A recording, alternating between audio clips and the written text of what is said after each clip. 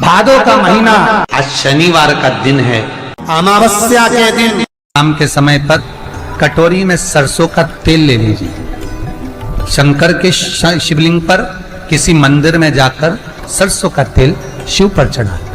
तेल चढ़ते समय शंकर के शिवलिंग पर त्रिपुंड बना दें। ये एक उंगली, चीटी उंगली के पास वाली उंगली शंकर के शिवलिंग पर टच कर कर रखें और अपनी मनोकामना पूर्ण करें। बाबा विश्वनाथ पूरा करता है। शनिवार के दिन जो पीपल के वृक्ष में सरसों के तेल का दीप लगाता है उसको शनि कभी परेशान नहीं। भगवान शंकर के 19 अवतार में से एक अवतार दधीचि ऋषि की धर्मपत्नी सुवाच के गर्भ से भगवान शंकर का जन्म हुआ था। नाम बताया था पीपल के पेड़ के नीचे जिस बच्चे का जन्म हुआ उसका नाम पिपलाद हुआ था। और शंकर का ही एक अवतार है पिपलाद, शिव का ही स्वरूप, क्योंकि शंकर की आराधना से, शिव की अर्चना से उत्पन्न हुआ था। तो जो पिपलाद जन्म थे उन पिपलाद को भी दुख हुआ था। एक बार पिपलाद ने देवताओं से पूछा, ये बताओ कि मैंने कौन सा पाप करा था, ऐसा क्या कर दिया था मैंने कि मेरे जन्म से पहले मेरे पिता के प्राण छूट गए थे। तो 33 कोटि देवता, भगवान विष्णु, ब्रह्मा पिपलाद से कहते हैं तुम्हारे पिता के प्राण देवताओं के हित के लिए निकले थे और एक कारण था, शनि ने कुदृष्टि तुम्हारे पिता पर दे दी थी, इसलिए तुम्हारे पिता को तो प्राण त्यागना ही थे। पिपलाद को क्रोध आ गया और पीपल के वृक्ष के नीचे खड़े होकर पिपलाद ने हाथ में जल लेकर शनि महाराज से कहा, रे शनि, मैं तुझे श्राप देता हूं कि तू तारामंडल में से, ग्रह मंडल में से नीचे गिर जा, जमीन पर जा। और शनि महाराज जमीन पर गिरने लगा। देवताओं ने आकर पिपलाद की स्तुति करी, क्योंकि शंकर का स्वरूप है पिपलाद। पिपलाद शंकर का स्वरूप, स्तुति करी, आप क्षमा करो शनि देवता को। शनि को लाकर खड़ा कर दिया। तब पिपलाद ने देखा क्षमा मांगने आया है तो क्षमा कर दिया, पर एक शब्द शनि देव तेरे को कहता हूं। शंकर स्वयं पिपलाद के रूप में शनि से कहते हैं, शनि सुन, जन्म लिए बच्चे से लेकर 16 वर्ष की आयु तक, 16 वर्ष की आयु तक शनि कभी किसी बच्चे पर प्रभाव नहीं देगा। यदि जन्म लिए बच्चे से लेकर 16 वर्ष की आयु तक किसी बच्चे पर शनि की कुदृष्टि पड़ेगी तो शनि तारामंडल से, ग्रह मंडल से जमीन पर गिर जाए।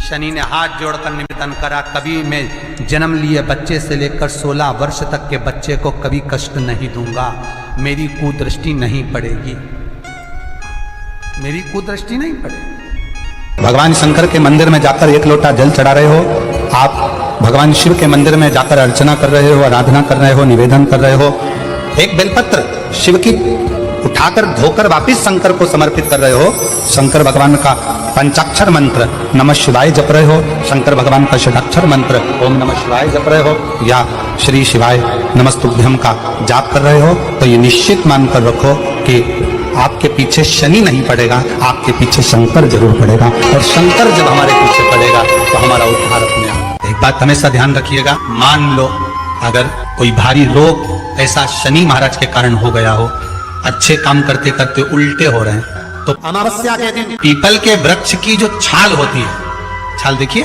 पीपल के वृक्ष में जो छाल लगी होती है, उस छाल को घिसकर चंदन बनाकर भगवान शंकर का स्नान कराकर, अभिषेक कराकर, पूजन कराकर, पूजन कराने के बाद में पिपलेश्वर महादेव का नाम लेकर, कौन से महादेव? पिपलेश्वर महादेव का नाम लेकर वो जो घिसी हुई छाल होती है उस छाल का तिलक भगवान शंकर को लगा लो और उसी का थोड़ा सा भाग अपने कंठ पर, मस्तक पर लगाना प्रारंभ कर दो। धीरे धीरे जो विपरीत दशा है वो सुधरना प्रारंभ हो जाती है।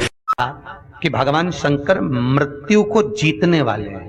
तो आज भी शनि का एक नियम है, अगर किसी के मुख से 5 बार 7 बार काशी काशी काशी काशी निकल जाता है तो उस पर ना तो ढैया ना 7.5 का असर ही नहीं हो पाता है। महाराज, ढैया और 7.5 तो बहुत दूर रह जाते हैं, अगर केवल काशी का संबोधन ही जीव कर ले तो केवल काशी का संबोधन, मात्र काशी निकलने पर इतना सुख का आनंद है महाराज।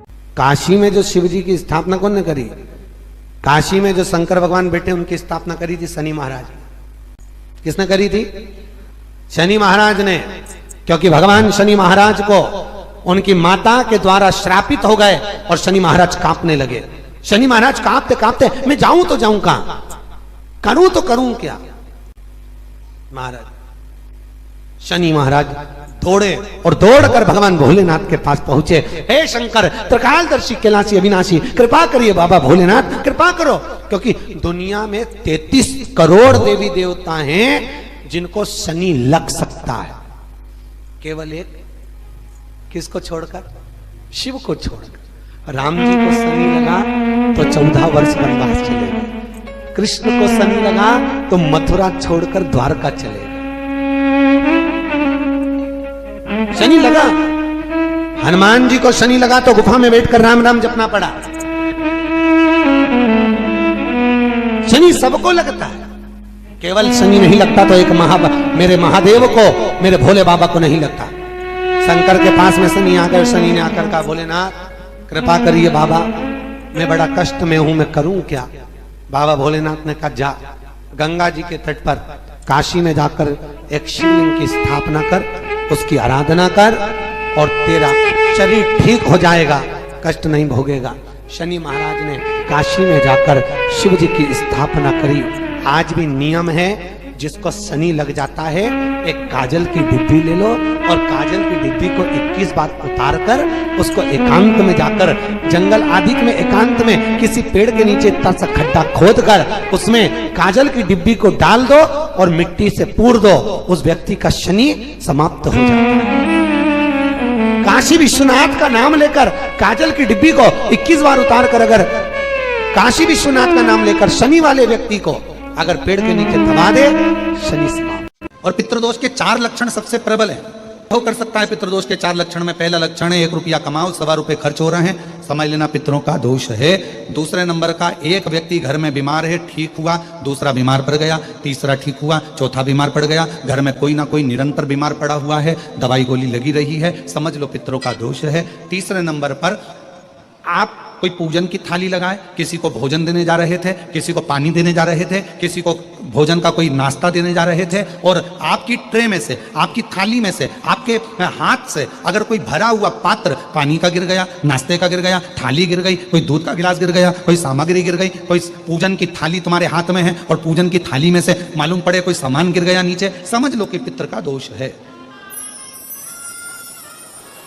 और चौथे नंबर पर पितरों का दोष का वर्णन किया गया, घर में जितने सदस्य रह रहे हैं अगर वो किसी न किसी रूप में एक दूसरे पर चिढ़कर बोल रहे हैं, क्रोध कर बोल रहे हैं। प्रश्न बहुत छोटा सा है, पत्नी ने कुछ कहा, उसका उत्तर पति ने चिढ़कर दिया। दरवाजे पर थोड़ा पानी छींटना, तुम ये तो नियम बना सकती हो ना कि मैं घर में से पानी लूंगी, मटके में से, परिंदे में से, और घर के बाहर छींटूंगी। क्या होता है मटके का पानी बाहर छींटने से, परिंदे का पानी बाहर छींटने से? तो गरुड़ पुराण के अंतर्गत लिखा है तृतीय अंश के अंदर कि हमारे घर का जो मटका होता है वो मटका परिंदा कहलाता है। परिंदा का मतलब होता है पितरों का स्थान। हम उसमें से जब पानी लेकर घर के दरवाजे पर छींटते हैं तो हमारे द्वार पर जितने भी पितर रात्रि भर में आकर भोजन की याचना करते हैं उस जल से उनकी तृप्ति हो जाती है। तो हमारे पूर्वजों को श्राद्ध पक्ष में पानी देने की भी जरूरत नहीं पड़ती, पिंड देने की भी जरूरत नहीं पड़ती, वो उससे तृप्त हो जाते हैं मात्र जल का सींचन करने से, मात्र जल का सींचन कर देने से। आप कोई नियम मत बनाओ। एक नियम तो बना सकते हो कि पानी बाहर छीटूंगी, एक नियम तो बना सकते हो अमावस्या के दिन कि मैं परिंदे पर दिया लगाऊंगी, एक नियम तो बना सकते हो कि मैं दरवाजे पर दिया लगाऊंगी, एक नियम तो बना सकते हो कि एक चावल का दाना मैं शंकर जी को चढ़ाऊंगी, ज्यादा नहीं, केवल एक दाना मैं शिव जी को चढ़ाऊंगी। नियम बनाओ, कुछ एक नियम बनाकर चलो, आपकी जिंदगी की सार्थकता उसमें प्राप्त होगी। भगवान सामने आकर खड़े हो जाएंगे, सम्मुख में आकर। नियम आपका होगा, पूरा उसको करना होगा, पूरा उसको करना। तेरे मंदिर में आना मेरा काम है और मेरी बिगड़ी बनाना तेरा काम। किसी भी नदी में, सरोवर में, कुंड में, बावड़ी में, तालाब में, आप तीर्थ में जाकर जब स्नान करते हैं तो स्नान करने के बाद एक काम का नियम बना लो कि अपने हाथ की अंजलि में जल लेकर अपने पूर्वजों को देना। प्यासे रहते हैं, पितृ भूखे हैं, इसका तो वर्णन हमने पहले कर दिया कि रात्रि को जब आप सो सोने के बाद में 1-1.5 घंटे बाद अगर आपकी नींद खुल जाए, 1 घंटा 1.5 घंटा आप सो लिए, उसके बाद जो नींद खुली तो 1-1.5 घंटे तक अगर आपको नींद नहीं आ रही है, रात्रि को सोने के बाद में 1 घंटे बाद जब उठे तो आपको प्यास लग गई, भूख लगने लगी, प्यास लगने लगी कि मेरे को पानी पीना पड़ेगा, घबराहट हो रही, पानी पीना पड़ेगा। 1-1.5 घंटे सोने के बाद अचानक नींद खुले और आपको प्यास लगे, समझ लेना आपके पितृ भूखे हैं और प्यास है। 3 वृक्ष पितरों के तुल्य हैं, पितरों के तुल्य हैं। पहला पीपल, दूसरा बट वृक्ष, तीसरा बेलपत्र का वृक्ष। ये पितरों के तुल्य हैं। अगर आपको रात्रि में नींद नहीं आ रही है, ऐसा लगता है कि रात्रि को 1 घंटा 1.5 घंटा सोने के बाद कुछ गलत गलत विचार आने लगते हैं, नींद सुबह 3 बजे तक 4 बजे तक नहीं आती, 4 बजे के बाद फिर नींद आती है, तो एक प्रैक्टिकल जरूर कर दे। लोटा पानी लो, उसमें थोड़ा सा कच्चा दूध डाल लीजिए, बेलपत्री का पेड़ या पीपल का पेड़ या बट का पेड़, इन पेड़ के नीचे ले जाकर उस दूध को दोपहर में सुबह 10 बजे से लेकर 12 बजे के बीच में ले जाकर चढ़ा दीजिए। रात्रि को फिर ना आपको प्यास लगेगी ना भूख लगेगी, नींद एक बार लगी तो सुबह ही खुलेगी। अमावस्या के दिन सारे पितृदोष समाप्त हो जाएगा, सारा पितृदोष समाप्त। दिन दोष काल में, प्रदोष के समय पर, प्रदोष काल में शाम के समय पर जाकर किसी भी नदी, तालाब, बावड़ी, कुआं, कहीं ना कहीं जो आपके पास में हो, वहां पर एक घी का दिया, बत्ती का मुंह दक्षिण की ओर कर कर अवश्य जला कर जाना, सारे पितृदोष समाप्त हो जाए।